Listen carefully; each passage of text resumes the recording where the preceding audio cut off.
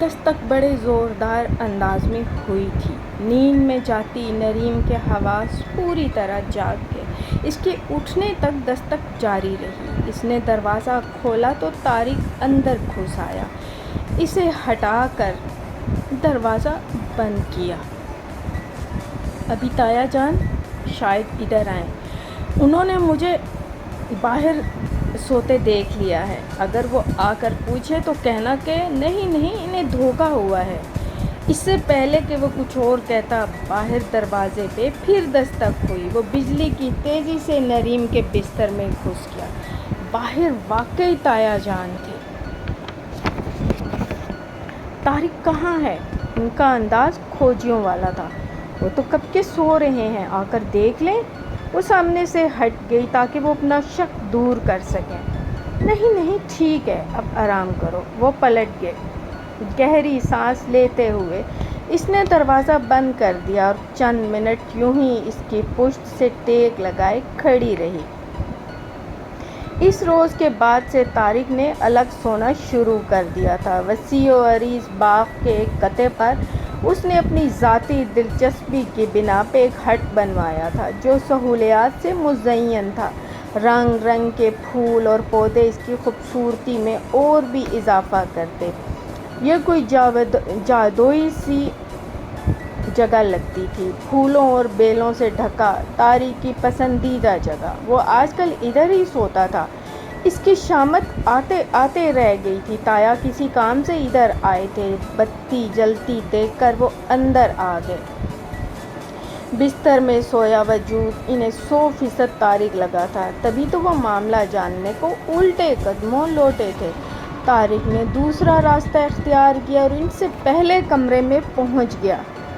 چند منٹ وہ یوں ہی لیٹا رہا، پھر اٹھ کر ٹیک لگا کر بیٹھ گیا۔ جیبوں کو ٹٹول کر لائٹر اور سگریٹ نکالا۔ 2 سگریٹ اس نے منٹوں میں ختم کر ڈالے۔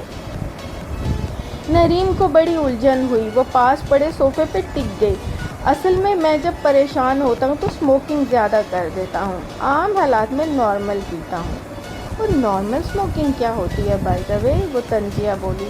یہی کوئی 4-5 پیکٹ۔ وہ مزے سے بولا تو وہ کانوں کو ہاتھ لگا کر رہ گئی۔ اچھا، وہیں رات بسر کرنے کا ارادہ ہے تو بس رو رہے چشم، میں تو سونے لگا ہوں۔ وہ سگریٹ مسلتے ہوئے واقعی لیٹ گیا۔ نریم کو امتحان نے آ لیا، بھلا اس کی موجودگی میں اس کے سامنے وہ کیسے سو سکتی تھی؟ طارق بار بار ایک ہی گانا ریوائنڈ کر کے سنے جا رہا تھا۔ اللہ جانے شکوہ تھا یا کچھ اور۔ تم دور تھے تو کیا ہوا، تم مل گئے تو کیا ہوا، ویرانیاں کم نہ ہوئی، تنہا تھا میں، تنہا رہا۔ سارا شوخی سے کھانسی تو ثنا نے اس کے ہاتھ پہ ہاتھ مارا۔ ذرا سچ بتانا، یہ گانا کتنی بار ریوائنڈ کیا گیا ہے؟ 1 2 3 بلکہ 7 بار، اس نے حساب لگا کر بتایا۔ نریم سے جا کر پوچھو، اتنے ٹریجڈی گانے کا سننے کا مطلب کہیں لڑائی وڑائی تو نہیں ہو گئی ہے؟ جاؤ شاباش۔ امارا نے اسے باہر دھکیلا۔ کیوں یہ شخص مجھے اشتہار بنا رہا ہے؟ اس نے پاؤں مار کر دروازہ کھولا تو میوزک کی پرشور آواز اس کے کانوں سے ٹکرائی۔ طارق سینے کے بل الٹا لیٹا تکیے میں منہ چھپائے کچھ زیادہ ہی مگن تھا۔ اس نے بٹن آف کیا تو خاموشی چھا گئی۔ وہ سیدھا ہوا۔ نریم اسے ہی دیکھ رہی تھی۔ آخر اب بار بار یہ گانا سنوا کر کیا ثابت کرنا چاہتے ہیں کہ آپ پہ ظلم ہوا ہے؟ وہ لڑاکا حسینہ لگ رہی تھی۔ پلیز بٹن پش کر کے دروازہ بند کر جائیں۔ وہ دوبارہ سابقہ پوزیشن میں چلا گیا، جیسے اسے 100% یقین ہو کہ وہ اس کی بات مانے گی۔ آپ یہ گانا نہیں سنیں گے؟ وہ کیسٹ نکالنے لگی تو طارق اٹھایا۔ میں یہی گانا سنوں گا، اور ہاں، مجھے یہ روک قطعاً پسند نہیں ہے۔ ابھی ہم اس مقام تک نہیں پہنچے کہ زور زبردستی کریں۔ وہ اسے کچھ جتا گیا تو نریم نے اسی میں عافیت جانی کہ باہر نکل ہی جائے۔ اتنی دیر کیوں لگا دی؟ کون سے مذاکرات ہو رہے تھے؟ امارہ نے اس کے کان میں سرگوشی کی۔ ارے نہیں یار، کون سے مذاکرات ہونے تھے؟ وہی گانا زور و شور سے پھر بجنے لگا تو اس نے قصداً دھیان ہٹا لیا، مگر وہ تینوں اسے کہاں چھوڑنے والی تھی۔ دوسرے روز صفائی کرتے ہوئے وہ خواہ اس کا میوزک کلیکشن چیک کرنے لگی۔ طارق کی پسند مختلف سی تھی، کلاسیکل، نیم کلاسیکل اور پاپ سے لے کر راک تک اس کے پاس ہر طرح کا میوزک کلیکشن تھا، مگر سب کی سب شاعری بڑی رومانٹک اور سافٹ تھی۔ انگلش نمبرز میں تو یہ خصوصیت اور بھی نمایاں تھی۔ آخری دراز میں صرف ایک کیسٹ پڑی تھی، وہ بھی بڑے برے حال میں، کچلی ہوئی، جگہ جگہ سے ٹوٹی ہوئی۔ اس نے تجسس کے ہاتھوں مجبور ہو کر اٹھا لی، کور غائب تھا۔ اس سے پہلے کہ وہ مزید جائزہ لیتی، ایک مردانہ ہاتھ نے وہ کیسٹ چھین لی۔ یہ طارق تھا۔ یوں میری چیزوں کا جائزہ لینے کا مقصد؟ اس کی آنکھوں میں غصہ سرخی بن کر جھانک رہا تھا۔ میں تو صفائی کر رہی تھی، ایسے ہی دیکھ رہی تھی کہ آپ کا ذوق کیسا ہے۔ اس نے تعویل پیش کی۔ میرے ذوق کو چھوڑیں، ویسے آپ کا ذوق بڑا سخت ہے۔ آپ کو تو عامر سلیم کا گانا تیرے عشق نے مالا مال کیا بھی بڑا بیہودہ لگتا ہوگا، مگر مجھے پسند ہے، اس لیے کہ یہ گانا عشق حقیقی کی طرف اشارہ کرتا ہے۔ میں رومانٹک گانے شوق سے سنتا ہوں، آپ کو ناپسند ہوں گے یقیناً۔ اس کا جائزہ اور مشاہدہ درست تھا۔ ویسے پتہ ہے یہ وہی کیسٹ ہے جو آپ نے بس میں سنی تھی۔ تھانے سے باہر آتے ہی میں نے اسے اپنے قبضے میں لے لیا تھا۔ ارادے تو کچھ اور تھے، مگر خیر چھوڑیں، بسوں میں جو گانے بجتے ہیں وہ اسپیشلی تیار کیے جاتے ہیں۔ بازوق اور پاکیزہ لوگ انہیں کہاں پسند کر سکتے ہیں۔ اس نے کچلی گئی کیسٹ کو مزید توڑ پھوڑ کر کھلی کھڑکی سے باہر اچھال دیا۔ کاش میری پسند ناپسند اتنی کڑی نہ ہوتی، اسی کے نتیجے میں تو میں یہاں ہوں۔ لوگ تو جذبات کو برا کرنے والے گانے بھی بہن بھائیوں کے ساتھ بیٹھ کر بڑے آرام سے سن لیتے ہیں۔ پھر ہم چاروں بہن بھائی اتنے سخت اور مضبوط کیوں نکلے؟ ہماری پسند دنیا سے انوکھی کیوں تھی؟ ہم سیدھے راستے پہ ہی تو چل رہے تھے، پھر میرے ساتھ ایسا کیوں ہوا؟ کاش میں اس روز بس میں نہ سوار ہوتی، اگر ہو ہی گئی تو سماعتیں پتھر کی کر لیتی یا پھر ٹریفک پولیس کو جا کر نہ بتاتی۔ بھلا یہ بولڈنس میرے کس کام آئی؟ بسوں، ویگنوں، سزوکیوں میں آج بھی اسی ٹائپ کے لچر گانے بجتے ہیں۔ فرق تو صرف مجھے پڑا ہے۔ صفائی کرتے کرتے اس کے ہاتھ بے جان ہو گئے۔ طارق باہر جا چکا تھا۔ نرین کو اپنی آنکھوں پہ یقین نہیں آ رہا تھا۔ امی اور بھابھی سے ملنے آئی تھی۔ باورچی خانے میں ان کی آمد پہ رنگ برنگے کھانے پکانے کے آرڈر جاری ہو چکے تھے۔ دوپہر کا کھانا کھا کر وہ لوگ چلے گئے۔ امی نے چپکے سے کہا کہ اگر ہو سکے تو ہمارے گزشتہ رویے بھول جانا۔ بھلا وہ کیسے بھول جاتی؟ اتنا آسان تو نہیں تھا یہ۔ رات کو جب وہ بیٹھی کڑ رہی تھی تو طارق چلا آیا۔ میں آج ادھر ہی سوؤں گا۔ گھر والوں کو شک ہو گیا کہ میں کہیں اور انوالو ہوں، اس لیے بیوی کو لفٹ نہیں کراتا۔ وہ ایک ایک لفظ دانت جما کر ادا کر رہا تھا۔ وہ بیڈ پہ قدرے پرے ہو گئی تو اس کی یہ حرکت طارق کو اور بھی سیخ پا کر گئی۔ وہ اسے پورے استحقاق سے تکنے لگا تو وہ بے چین ہو کر انگلیاں مروڑنے لگی اور ہونٹ چبانے لگی۔ طارق نے آگے ہو کر اس کا ہاتھ تھام لیا۔ کیوں ان ہاتھوں اور ہونٹوں کی نرمی مجروح کرتی ہو، جسے ابھی تک میں نے محسوس نہیں کیا ہے؟ سچ کہہ رہا ہوں۔ نریم نے وحشت زدہ نگاہوں سے اسے دیکھا جس میں ایک التجا سی تھی۔ میں نے تمہارے ساتھ شادی کی ہے، کوئی بھگا کر نہیں لایا۔ آج اس کا انداز بدلا ہوا تو پھر جائیے میرے گھر والوں کو بتا دیجیے آپ نے مجھے کس جرم کی پاداش میں اغوا کیا تھا، تاکہ وہ بھی آپ کے چہرے سے واقف ہو سکیں۔ وہ اکثر اس کے جذبات کو یوں ہی مجروح کر دیا کرتی تھی۔ کب میری انا ہارے گی اور میں جیتوں گا؟ وہ افسوس سے اسے دیکھ کر رہ گیا۔ سارا کی شادی کی ڈیٹ فکس ہو چکی تھی۔ گھر میں مہمانوں کی آمد و رفت شروع تھی۔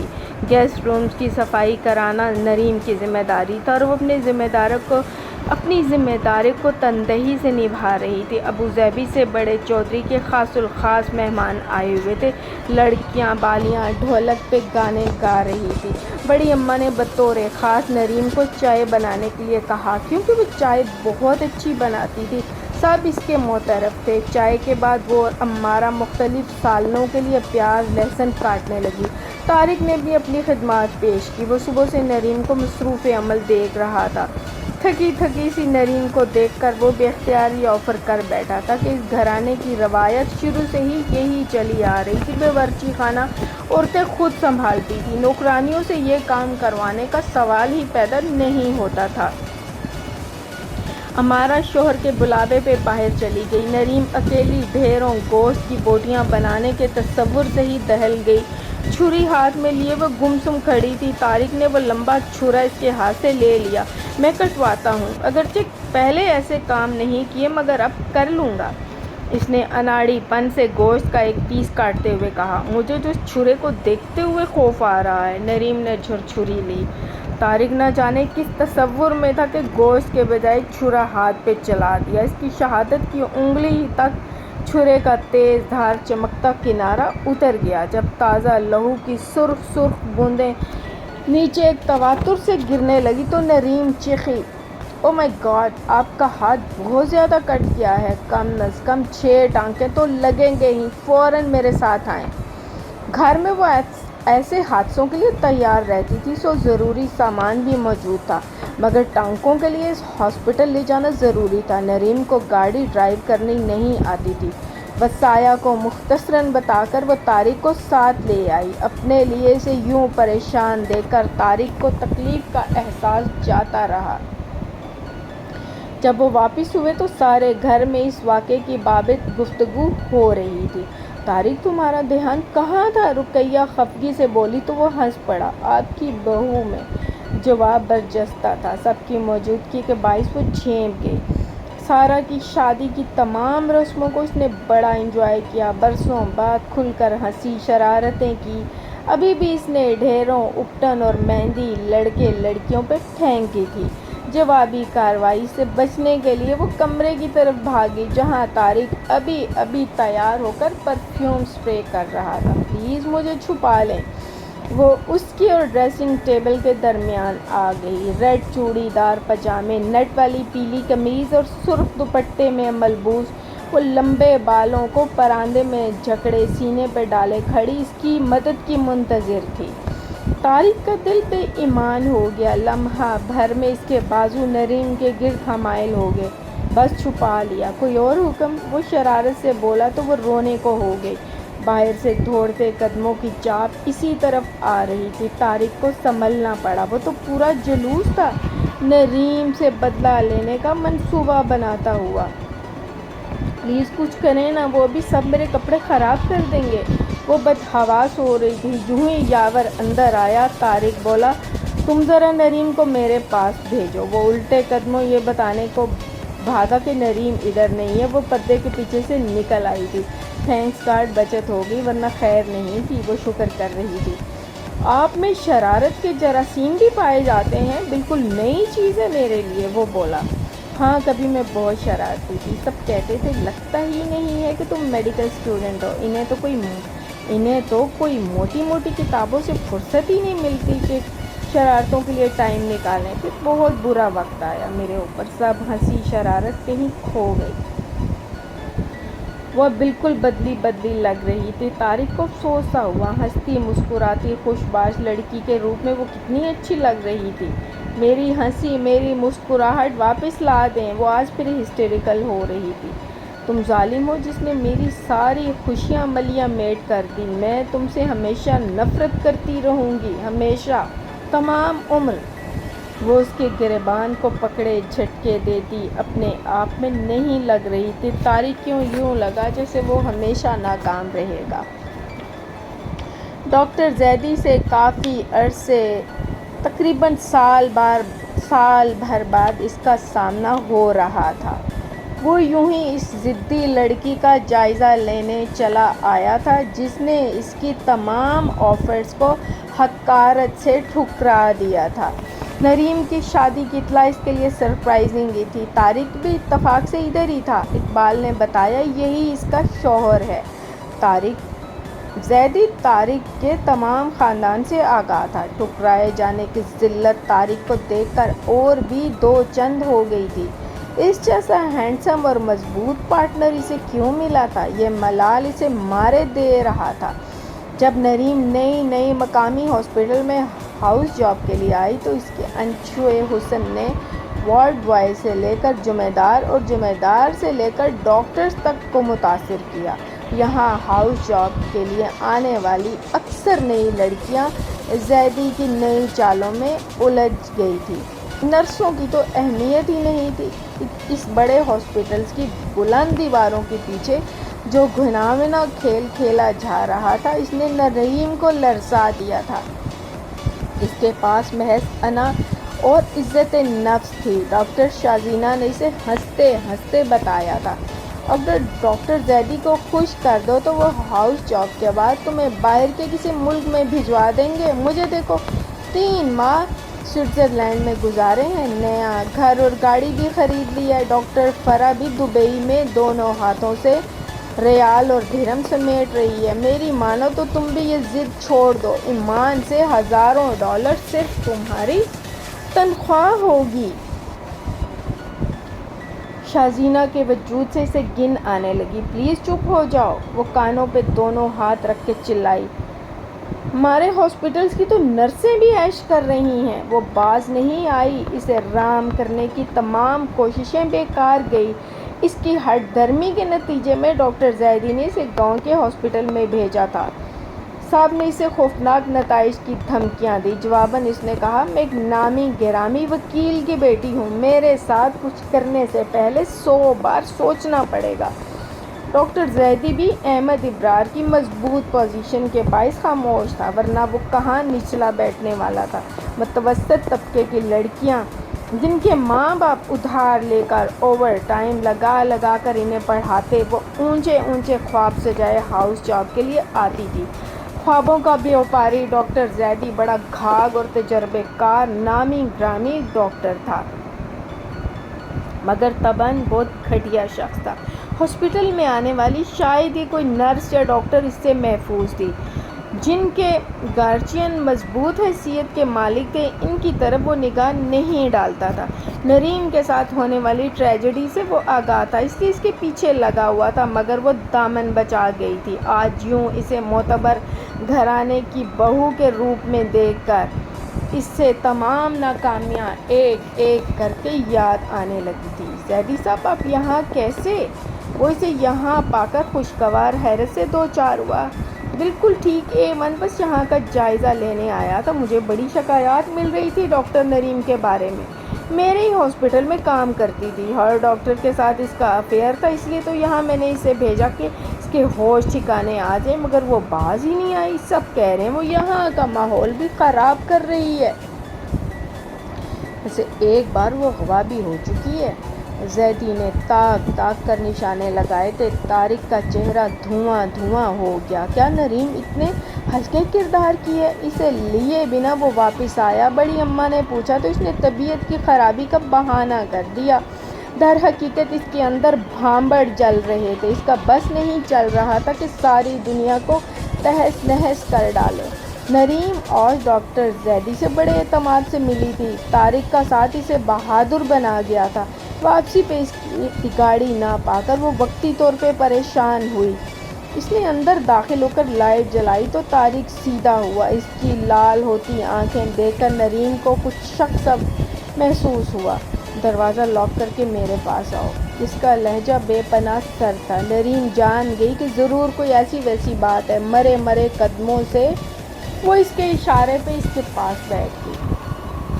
جب گاؤں میں نے تمہیں دیکھا تو دل میں پسندیدگی کی لہر بھانپتے ہوئے بے پناہ خوش ہوا کہ میری پسند ایک مضبوط کردار کی لڑکی ہے، اتنے مضبوط کردار کی کہ جو فضول قسم کے گانے سننا بھی گناہ سمجھتی ہے۔